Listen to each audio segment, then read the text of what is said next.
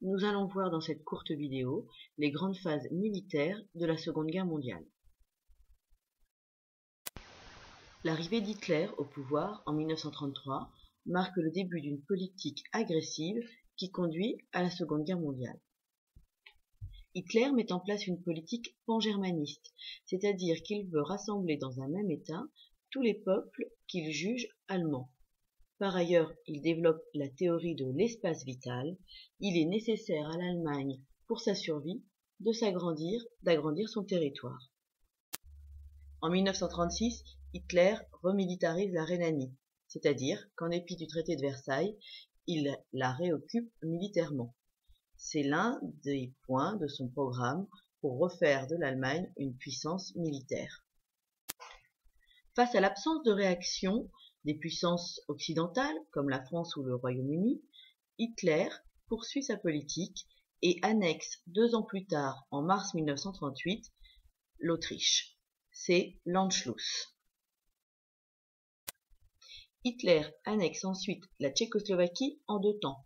D'abord la région des Sudètes, peuplée majoritairement d'Allemands en 1938, puis la Bohême-Moravie en 1939. C'est l'invasion de la Pologne le 1er septembre 1939 qui entraîne le déclenchement de la Seconde Guerre mondiale. Cette fois-ci, France et Royaume-Uni réagissent, soutiennent leurs alliés et déclarent la guerre. La Seconde Guerre mondiale s'ouvre sur une phase de victoire de l'Axe de 1939 à 1942. L'Axe est l'alliance formée par l'Allemagne d'Hitler, l'Italie de Mussolini et le Japon de Hirohito.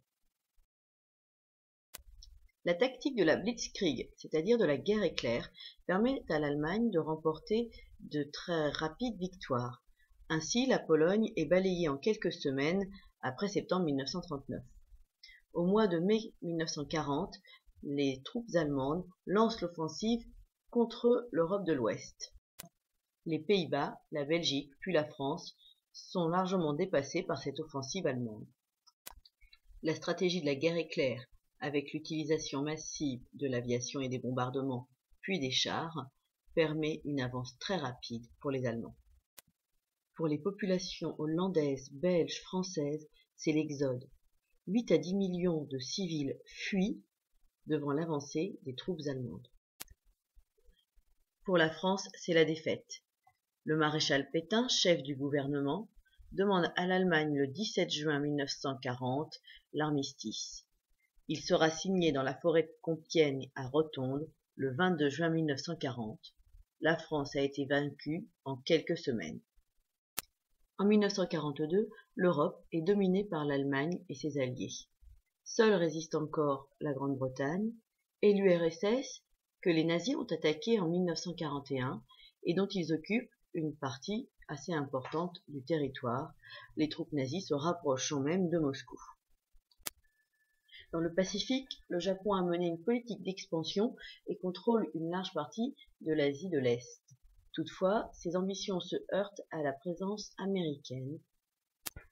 Le 7 décembre 1941, les troupes japonaises attaquent la base américaine de Pearl Harbor, provoquant ainsi l'entrée des États-Unis dans la Seconde Guerre mondiale. L'année 42 est donc une année charnière. À partir de la fin de cette année 1942, l'Axe va connaître des défaites. 3 batailles sont décisives.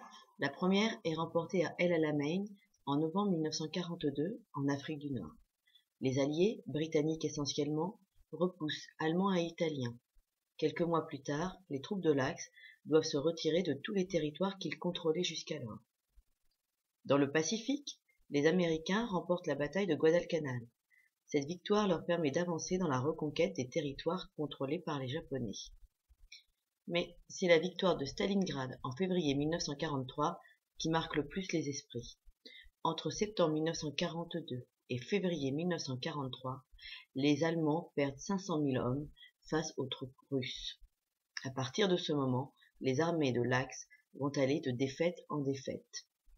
À l'est, les armées soviétiques progressent en direction de l'Allemagne et de Berlin, qu'elles atteignent en avril 1945. À l'ouest, les troupes américaines, canadiennes, britanniques et des soldats français des FFL, les Forces françaises libres, débarquent en Normandie le 6 juin 1944. C'est le début de la contre-offensive et de la libération des territoires. L'Allemagne est prise en tenaille. En avril 1945, Hitler se suicide encerclé à Berlin et l'Allemagne capitule le 8 mai 1945. C'est la fin de la guerre en Europe. Toutefois, le conflit perdure dans le Pacifique. La reconquête américaine est lente car le Japon résiste avec acharnement. Le président des États-Unis, Truman, décide de l'utilisation d'une nouvelle arme, la bombe atomique. Le premier bombardement a lieu à Hiroshima le 6 août 1945, puis un second bombardement est décidé, il touche Nagasaki le 9 août. Face aux destructions à la puissance de cette nouvelle arme, le Japon capitule le 2 septembre 1945, c'est la fin de la Seconde Guerre mondiale.